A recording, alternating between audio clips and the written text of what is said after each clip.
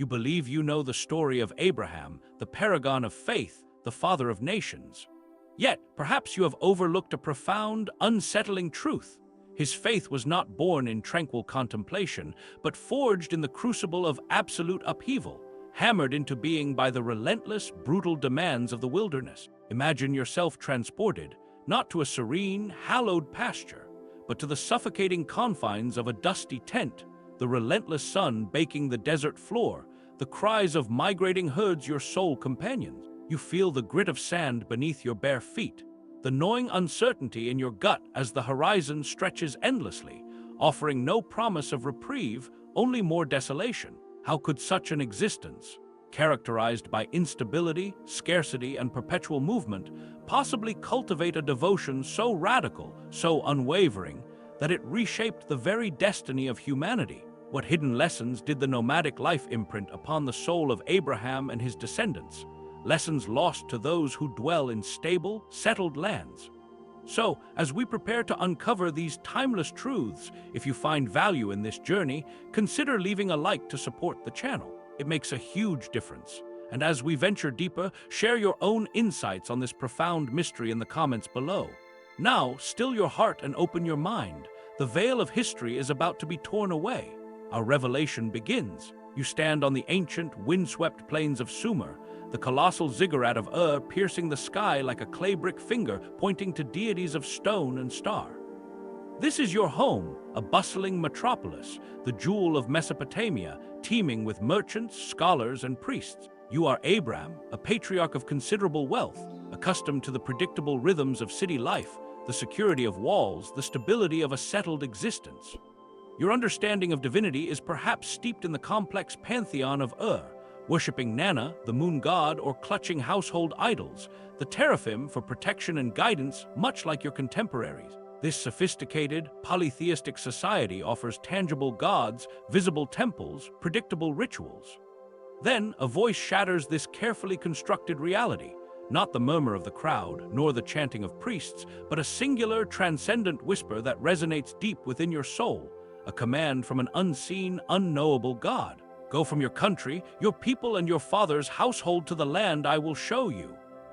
It is an instruction steeped in absolute risk, demanding the abandonment of everything familiar, everything secure, for an uncharted desert and an unproven promise. This radical summons from the Almighty shattered the very foundation of Abraham's settled worldview, yanking him from a life built on visible security into one predicated entirely on an unseen promise. But this was no ordinary migration. It was a divine eviction, a forced deconstruction of self, designed to strip away every vestige of earthly reliance. You pack your tents, gather your flocks, your servants, your kin, and turn your back on a civilization that, according to the Book of Jubilees, Abram himself had begun to question, rejecting its idolatry even before the explicit divine call. This text reveals a proto-monotheistic yearning in Abram, a spiritual restlessness that prepared him for the revelation. Yet, the sheer scale of the obedience required is staggering. You are not merely moving, you are becoming a nomad, a rootless wanderer in a harsh and unforgiving world. Each sunrise brings not the comfort of a permanent dwelling, but the pressing question of where water will be found, where pasture awaits, where safety can be assured. Your future is not determined by the Fertile Crescent's predictable floods or the markets of but by the breath of a God who speaks but does not show his face, a God who demands absolute trust in the face of absolute uncertainty. This journey from to Haran, then into the vast, unknown expanse of Canaan, was a continuous act of faith, a daily referendum on the veracity of an invisible promise. The promise was grand.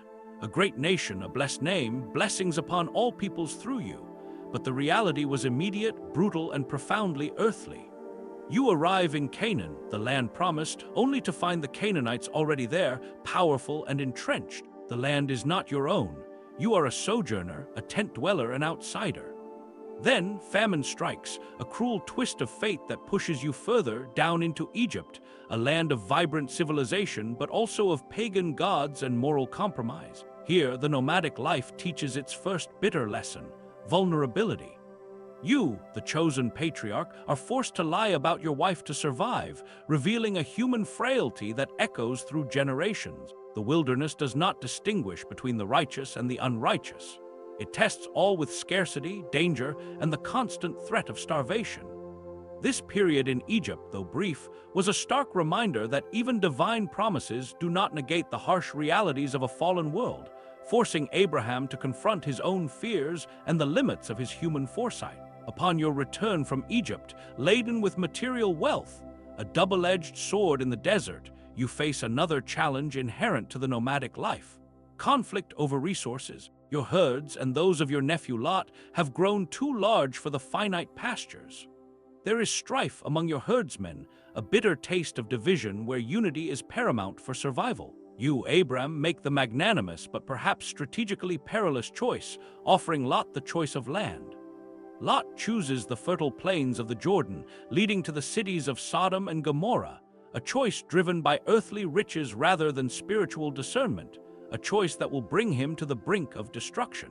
This separation, though seemingly mundane, underscores a critical lesson of the wilderness: the ephemeral nature of earthly possessions and the destructive power of greed when survival itself is a daily struggle. For the nomadic people, every decision about land, water, and movement was a matter of life and death, and the tension between material prosperity and spiritual purity was ever present.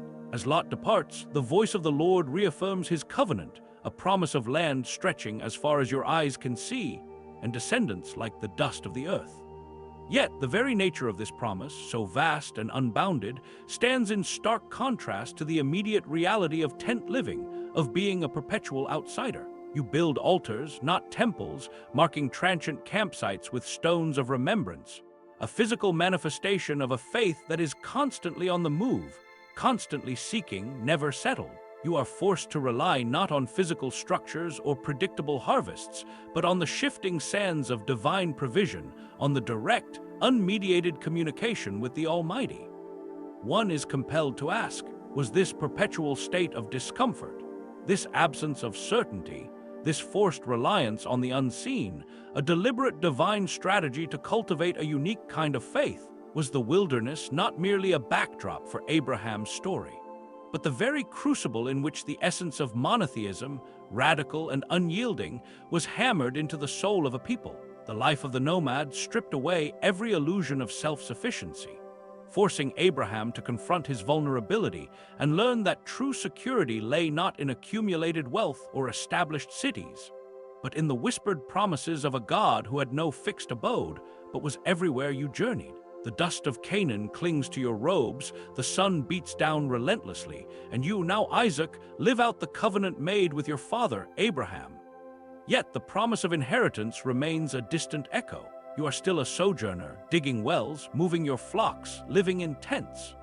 While Abraham journeyed to Egypt out of necessity, you, Isaac, are explicitly commanded by the Lord not to go down to Egypt during a severe famine, but to remain in Gerar. This divine instruction forces you to confront the very essence of nomadic survival, finding sustenance in a land gripped by scarcity, relying not on your intuition or the well-trodden paths to prosperity, but on the direct command of an unseen God. You sow crops in a land ravaged by drought, and to the astonishment of the Philistines, you reap 100-fold. This is not merely a miracle of agriculture. It is a profound demonstration that God's blessing transcends the material conditions of the wilderness, that His provision defies the very laws of nature, transforming barrenness into abundance for those who obey. It teaches you, and those who follow, that true prosperity in a nomadic life comes not from fertile lands, but from the fertile hand of the divine. Yet, this blessing brings its own trials. The Philistines, envious of your prosperity, fill up the wells your father dug, forcing you to move again and again from contention to contention.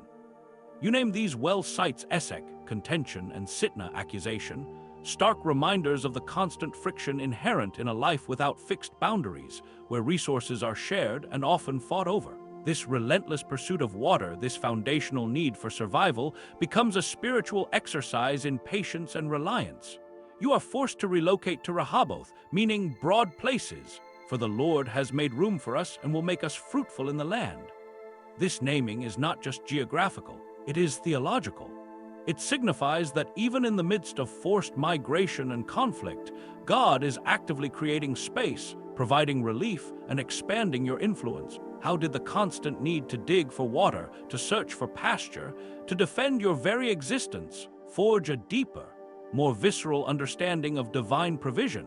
Was the nomadic life not merely a series of hardships, but a divinely ordained curriculum in dependency, stripping away all illusions of self-sufficiency? The very act of constantly seeking and finding sustenance in a hostile environment was a daily, tangible affirmation of God's active involvement in your survival. Then comes Jacob, your son, whose life epitomizes the raw, unvarnished struggles of the nomadic existence. A tapestry woven with cunning, flight, and profound encounters with the divine. You witness his treacherous flight from his brother Esau, a desperate journey across barren landscapes with only a stone for a pillow. This moment at Bethel is not a dream of comfort, but a vision of a ladder stretching to heaven, with angels ascending and descending, and the Lord himself standing above it, reaffirming the covenant made with Abraham and Isaac. This vision in the desolate wilderness speaks volumes. God is not confined to temples or settled places.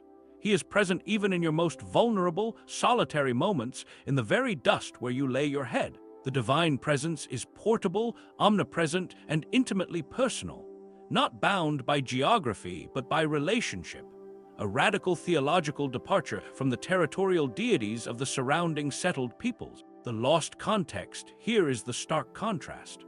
While surrounding cultures built monumental temples to localized gods, the God of Abraham, Isaac, and Jacob was a God who literally journeyed with his people, making the entire wilderness a sanctuary. Jacob's sojourn with Laban, his uncle, further illustrates the harsh realities of nomadic tribal life.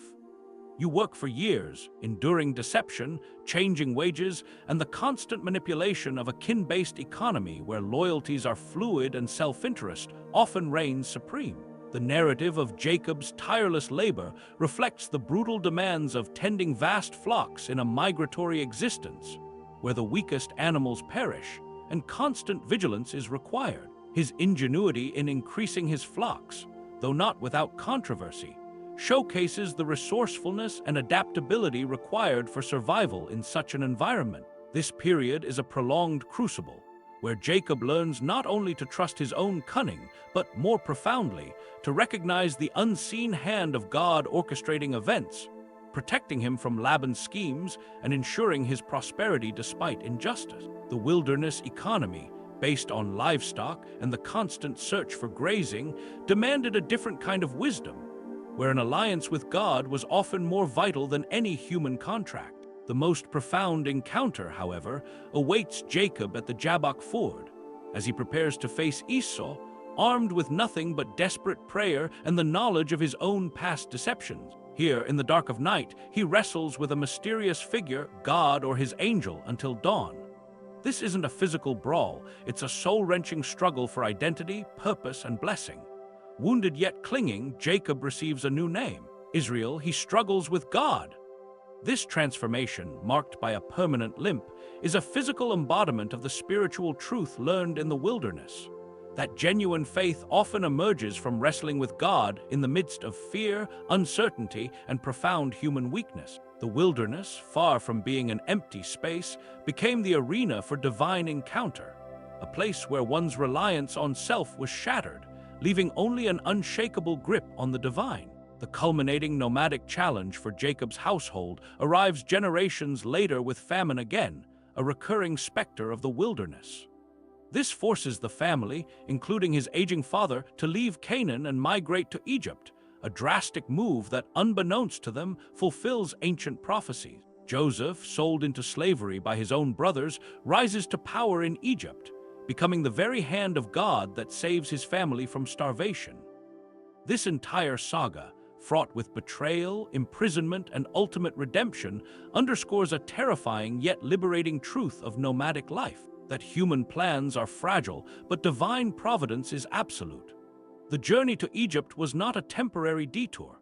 It was the ultimate act of nomadic relocation, transforming Jacob's family into a distinct people, sojourners in a foreign land, preserving their identity and faith in exile. One is compelled to ask, was the constant uprooting, the perpetual state of being an outsider, a divine strategy to prevent the Israelites from becoming too comfortable, too settled, too attached to any earthly kingdom, ensuring their unwavering focus remained on the promises of the unseen God and the future inheritance of a land yet to be fully possessed? How then did the ceaseless movement and the absence of a fixed temple or sacred site deepen their understanding of God's omnipresence, making him less a localized deity and more a personal, ever-present protector, who literally journeyed with them through every famine, every conflict, every new horizon? Their very existence became a testament to a sovereign God who was everywhere, and whose presence was the only true homeland.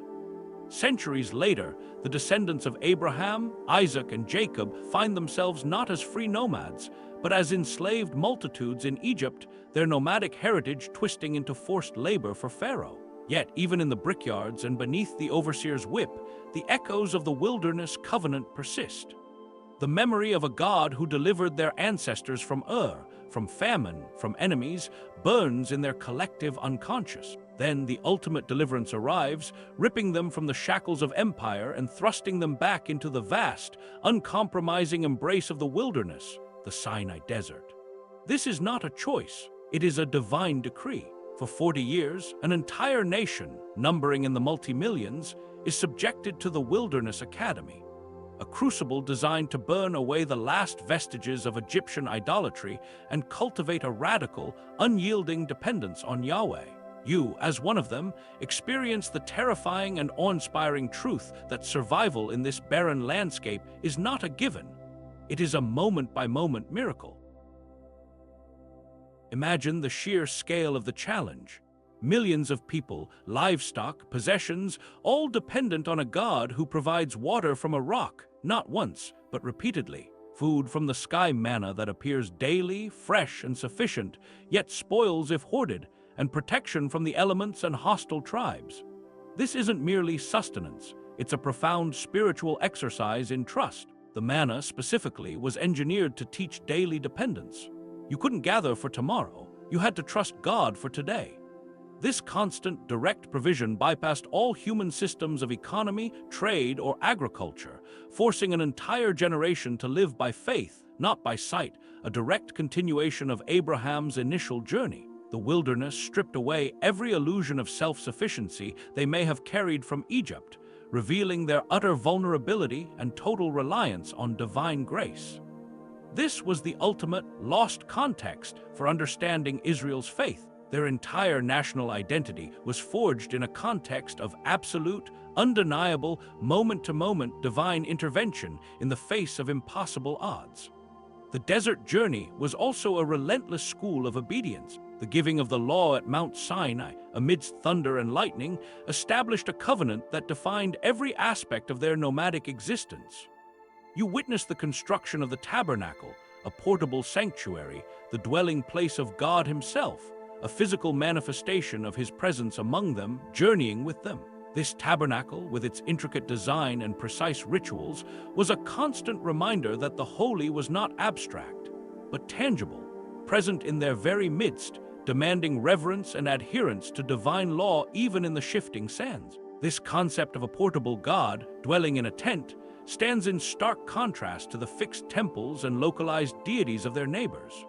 It taught them that God was not confined to a single mountain or city, but was intimately involved in every step of their journey, a God who was always on the move with His people, accessible wherever they pitched their tents. Yet the wilderness also became a place of profound rebellion and harsh judgment. You witnessed the murmuring, the complaints for meat, the longing for the fleshpots of Egypt. You see the golden calf episode, a shocking relapse into pagan idolatry, revealing the deeply ingrained tendencies towards visible, tangible gods that the wilderness was designed to purge. The 40 years were not just about provision, they were about purification.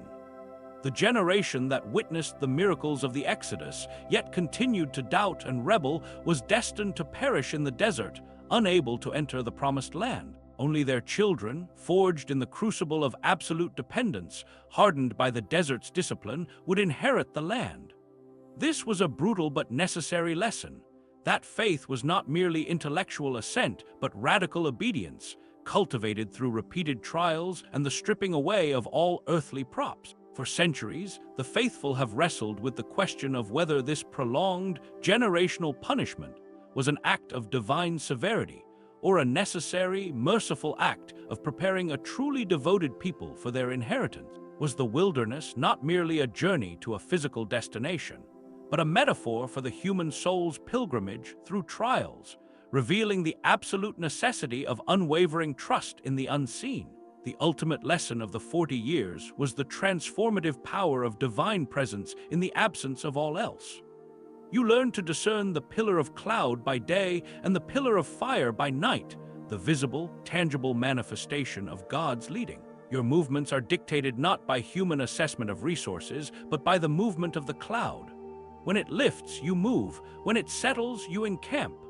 This absolute submission to divine guidance, even when illogical or uncomfortable, refined their trust. It taught them to live by divine revelation rather than human reason, a radical departure from the self-reliant civilizations they had left behind and would eventually encounter. The wilderness stripped away their independence, their self-will, forcing them to become utterly dependent on God for every breath, every step, every meal.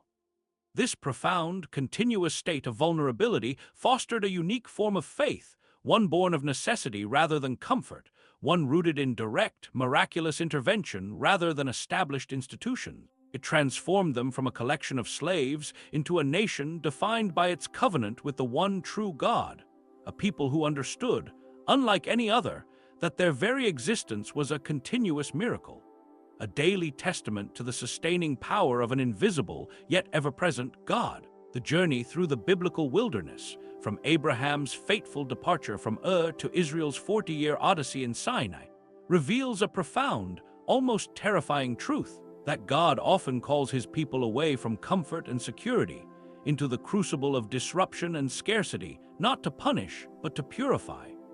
The nomadic life, with its relentless uncertainties, its perpetual search for water and pasture, its absence of fixed structures and predictable rhythms, was not merely a backdrop for faith. It was the very forge in which it was hammered into being. It stripped away every illusion of self-sufficiency, every reliance on human ingenuity or material possessions, forcing Abraham and his descendants to confront their utter vulnerability and discover the terrifying, liberating truth that their security lay not in what they possessed or where they settled, but in the unseen, whispered promises of an omnipresent God. This radical dependence cultivated a unique understanding of divine providence, a visceral, moment-to-moment awareness that their very breath was a gift, their survival a miracle. The echoes of that ancient, wandering faith reverberate through the ages, challenging our modern perceptions of stability and success. For what truly endures? Not the grand cities that fall to dust, nor the earthly empires that crumble, but the unwavering trust in a God who commands you to leave the familiar, to step into the unknown, and to find him in the desolate places. The wilderness was not merely a testing ground. It was a revelation, unveiling a God who is not confined to temples or human constructs, but who journeys intimately with his people, transforming barrenness into blessing and fear into profound, unshakable faith. The story of Abraham's descendants in the wilderness is not just history. It is an eternal blueprint for the soul's deepest journey, reminding us that true spiritual wealth is often found not in accumulation, but in radical surrender, not in settling down, but in walking by faith, one uncertain step at a time, towards the promised, unseen horizon.